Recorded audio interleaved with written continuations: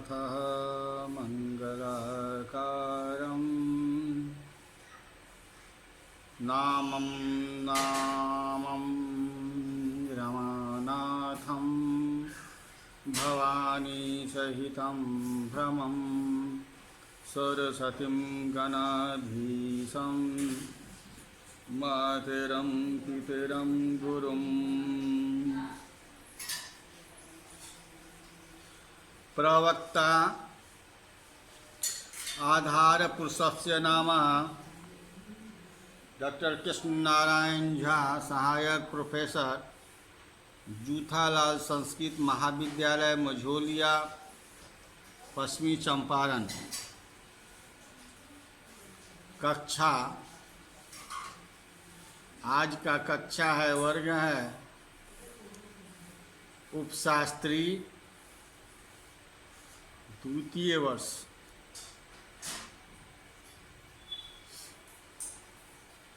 जो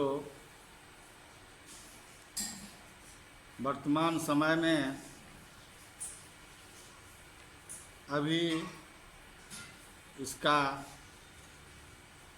फार्म एवं नामांकन हो रहा है। आप सभी छात्रों से निवेदन है कि जल्द से जल्द अपना परीक्षा का फॉर्म पूरित कर लें। तो आज का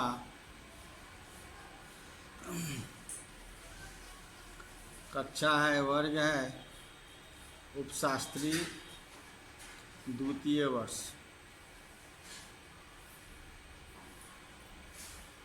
शीर्षक यानी विषय है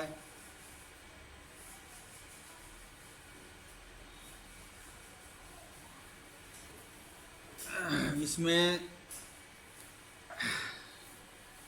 रघुवंश द्वितीय सर्ग का सारांश।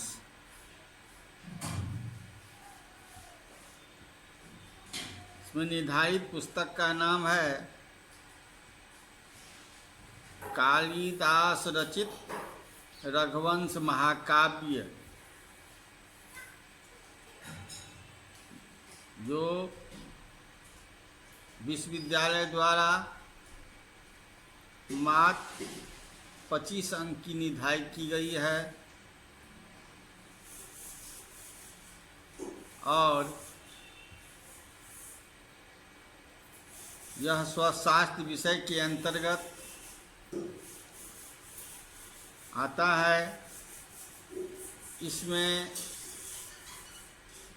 तृतीय पत्र के रूप में 100 पूर्णांक की निर्धारित की गई है। इसमें 4 पुस्तक हैं। प्रथम है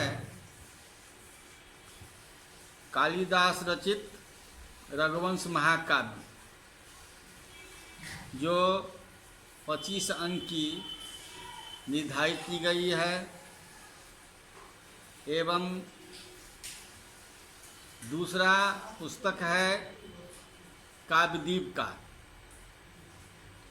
जो 25 अंक की निर्धारित की गई है,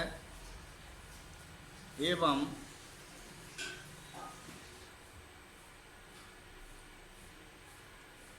हितोपदेश समान संस्कृत के अंतर्गत। उसके बाद किरातार्जुनीयम द्वितीय सर्ग एवं श्रुतिबोध 25 अंक की निर्धारित की गई है। इस तरह की ये 4 पुस्तक इसमें निर्धारित है।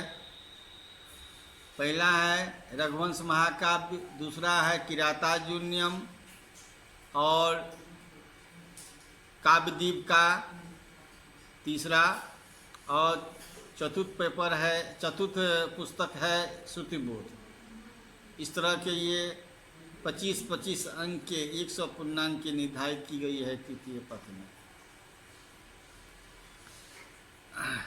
आज का विषय है रघुवंश द्वितीय सर्ग का सारांश। द्वितीय सर्ग का सारांश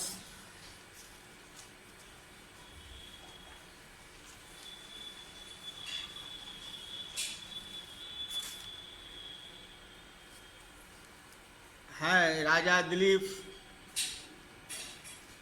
रात में विश्राम करने वशिष्ठ मुनि के आश्रम में विश्राम करने के बाद प्रातःकाल प्रजा के जो पालक हैं राजा दिलीप वशिष्ठ जी की नवप्रसूता निंदिनी गाय को वन में चराने के लिए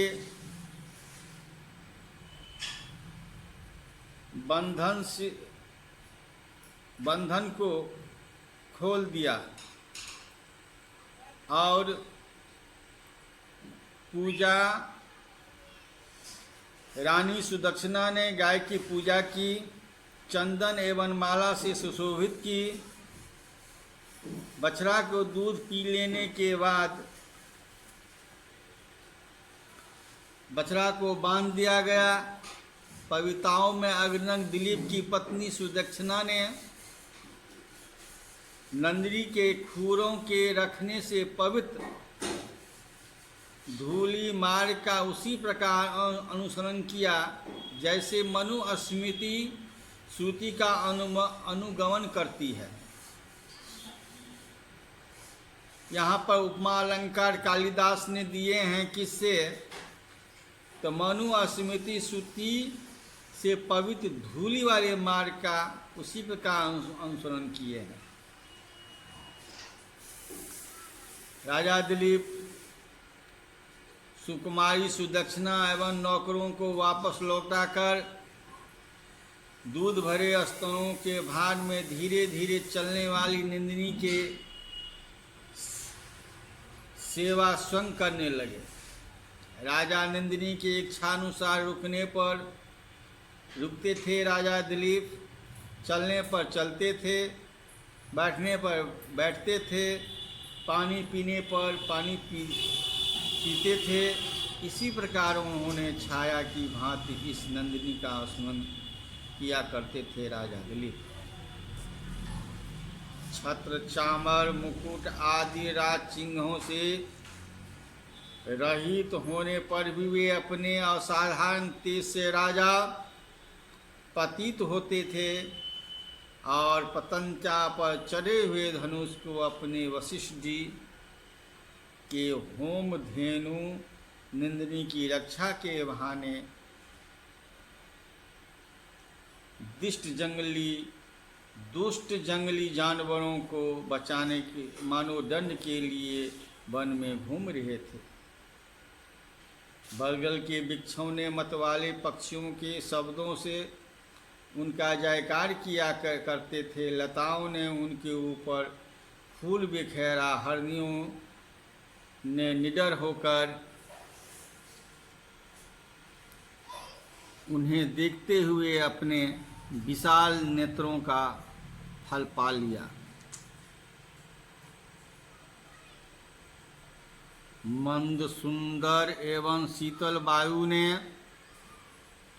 उनकी सेवा की और उनके वन में प्रवेश करते ही बना अग्नि शांत हो गई। शाम को जाने पर नंदिनी अपने संचार से वन भूमि को पवित्र कर आश्रम पर आने लगी।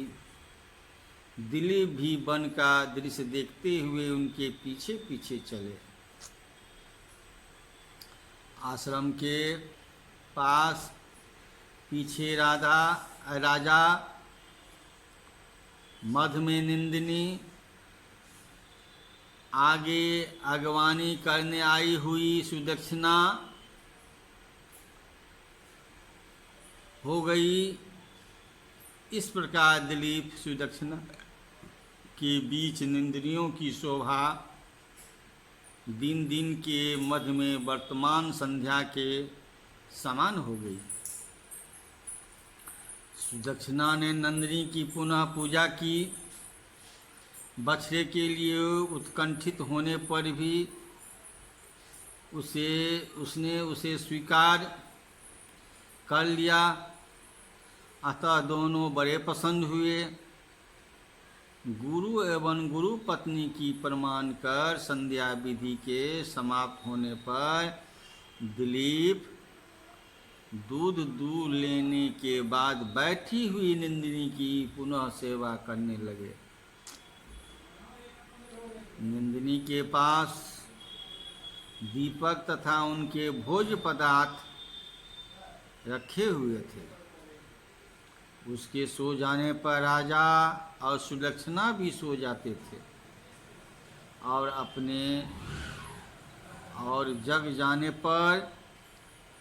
जग जाते थे। इस प्रकार स्त्री के साथ नंदिनी की सेवा करते हुए दिलीप के 21 दिन बीत गए। 22वें दिन क्या होता है, एक आश्चर्यजनक की बात होती है।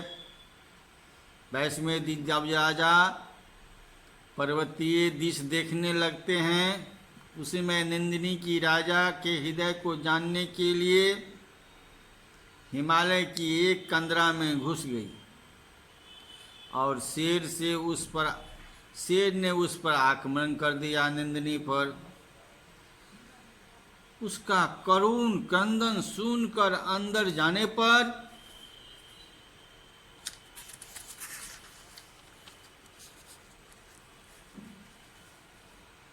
राजा ने देखा कि उसके ऊपर शेर बैठा है।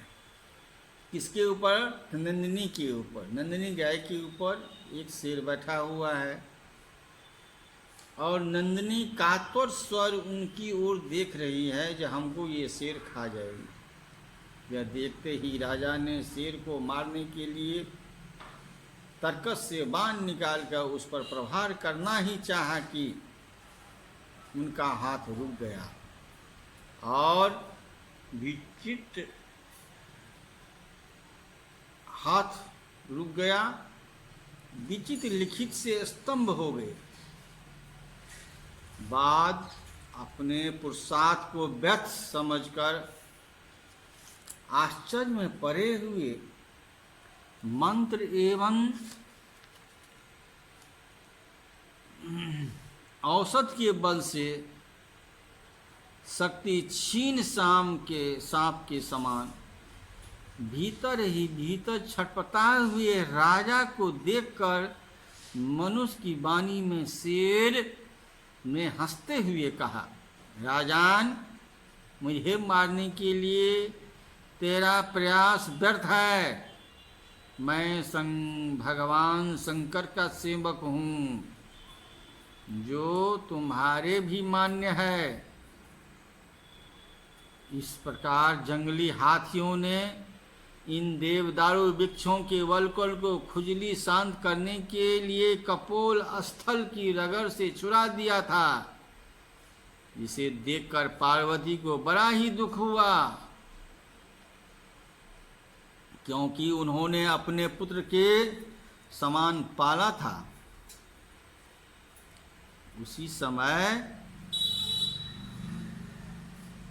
शिवाजी ने मुझे अपनी रखवाली के लिए नियुक्त कर आदेश दिया कि जो जंतु तुम्हारे समीप आ जाए उसे खाकर तुम अपना निर्वाह करना।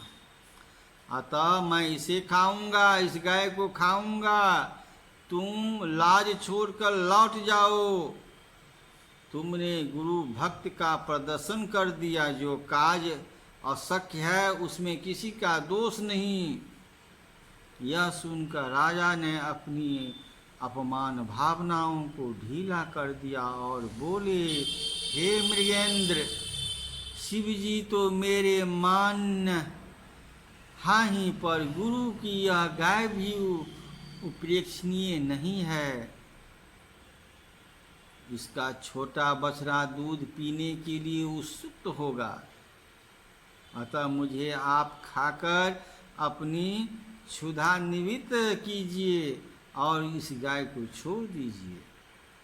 यह सुनकर शेष मुस्कुराकर दिलीप से कहा, राजन, तुम मेरे विचार से बड़े विवेक शून्य मालूम पड़ते हो, क्योंकि एक क्षुद्र गाय के लिए इतना बड़ा साम्राज्य, नई नई अवस्था एवं सुंदर शरीर को त्याग करना चाहते हो एक तुच्छ गाय के लिए।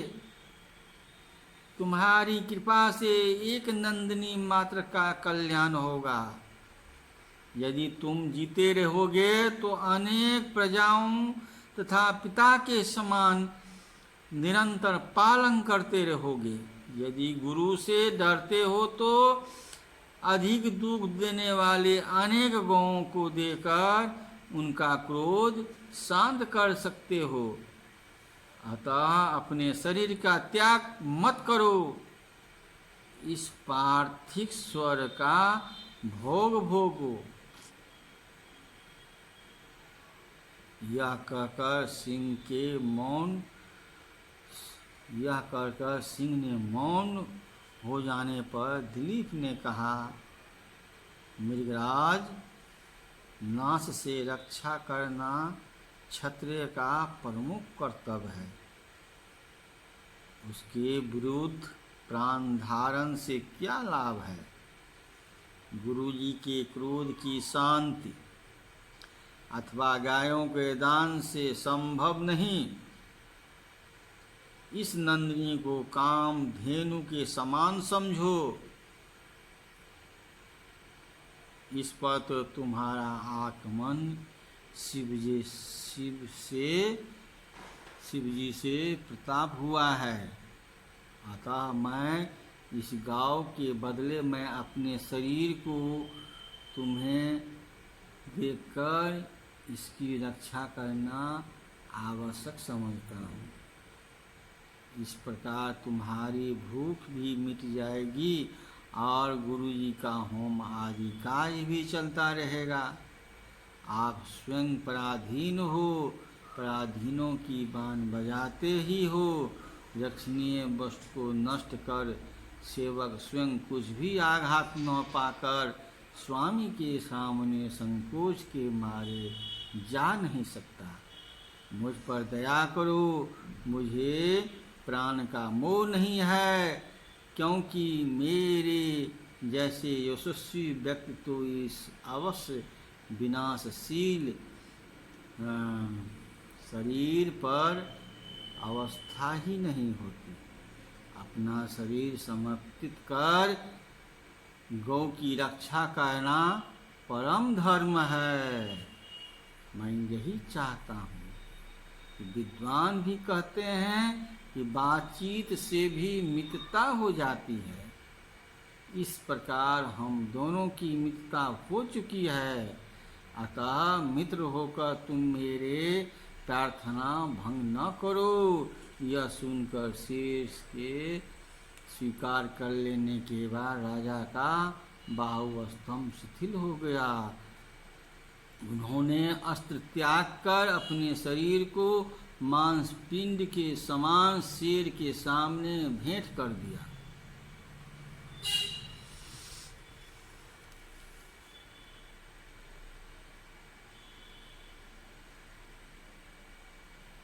सिंह के भयंकर आगमन की प्रतीक्षा करते हुए दिलीप के ऊपर आकाश से पुष्पों की वर्षा होने लगी और नंदिनी बोल उठी, पुत्र उठो। नंदिनी के इस अमृतमय वचन को सुनकर उठने पर राजा ने केवल दयालु माता के समान नंदिनी को देखा, पर शेर को नहीं। इससे उनको बड़ा आश्चर्य हुआ। तब उस विस्मयपन्न राजा से नंदिनी ने कहा, वत्स, ऋषि के प्रभाव से मेरा यमराज भी कुछ नहीं कर सकते हैं, तो दूसरे जीव जंतु की क्या बात है।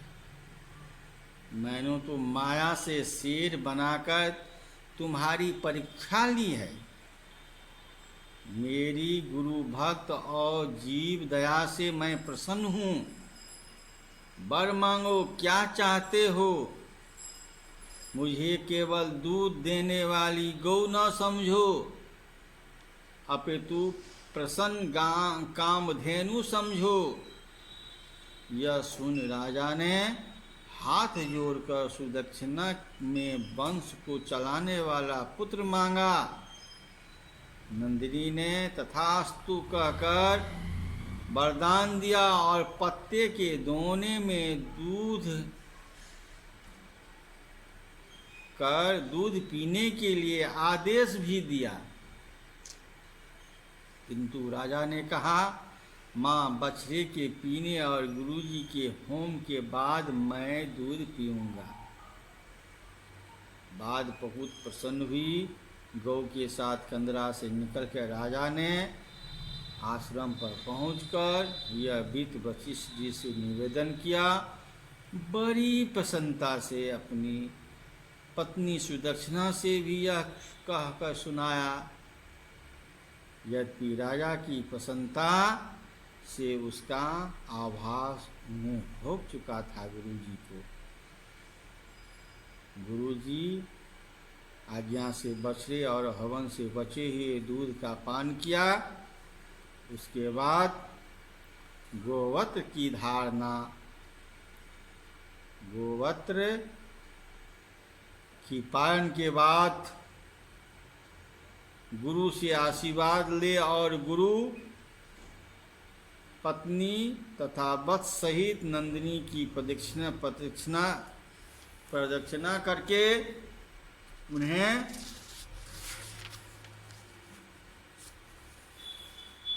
सुदक्षिणा के साथ रथ से अपनी राजधानी को प्रस्थान किया। अयोध्या पहुंचने पर प्रजाओं ने बड़ी उत्कृष्टता से उसका स्वागत किया। बाद मंत्रियों से राज्य भार लेकर वे धर्मपूर्वक प्रजापालन करने लगे। अनंतर जिस प्रकार आकाश स्थली अत्रि मुनि से नट से निर्गत चंद्रमा की धारण करती है और देवनंदिनी गंगा ने अग्नि से प्रक्षिप्त स्कंद को उत्पन्न करने के लिए शिवजी के तेज को धारण किया, उसी प्रकार सुदक्षिणा ने दिलीप के वंशवर्धक गर्भ को धारण किया, जिसमें लोकपालों का अंश भी समाहित था। गर्भधारण के बाद दिलीप की पत्नी सुदक्षिणा ने पति को प्रिय सखियों को आनंद प्रद और इक्ष्वाकु वंश वृद्धि बढ़ने के कारण गर्भ के चिन्हों को धारण करना आरंभ किया। उनका शरीर दुबला पतला होने लगा, मुंह पीला पड़ गया। उन्होंने अधिक आभूषणों को उतार दिया तथा मिट्टी खाना शुरू कर दिया। यह देखकर परम प्रसन्न राजा ने अपनी सखियों से गर्भनी मनोरथ को पूछ कर उन्होंने सारी व्यवस्थाएं कर दी। धीरे धीरे उनके गर्भ का कष्ट कम होने लगा और उनका शरीर पुष्ट होने लगा। कुचाग्र भाग काला हो गया। राजा दिलीप ने उसे गर्भवती समझकर पत्नी प्रेम और अपनी संपत्ति के अनुसार कुसुम आदि वैदिक संस्कारों का संपन्न कराया और पवित्र वेदों तथा गर्भ के धारण पोषण की व्यवस्था कर दी। 10वें महीने में सुदक्षिणा को पुत्र रत्न उत्पन्न हुआ। राजा ने उदारता को वरदान और कुलुगुल वशिष्ठ की तपोवन से बुलाकर विधिवत जातकर्म संस्कार कराया। उस बालक का नाम रघु रखा गया। रघुकुल रीत सदा चल आई, अप्राण जाय पर वचन जाई। इस तरह का महाकवि रचित, कालिदास रचित रघुवंश महाकाव्य के द्वितीय सर्ग का अपने सारांश अभी सुनाए हैं और आगे कक्षा में फिर हम आपको द्वितीय सर्ग के श्लोक, व्याख्या, अनुवाद, अन्वय आदि साथ लेके चलेंगे और आलोचनात्मक प्रश्न भी आप लोगों को समझाएंगे। पहले व्याख्या, अनुवाद, हिंदी अनुवाद इस सब आपको के लिए एक एक करके समाप्त करेंगे। आज का व्याख्यान समाप्त करते हैं। इति समाप्तम संपूर्णम।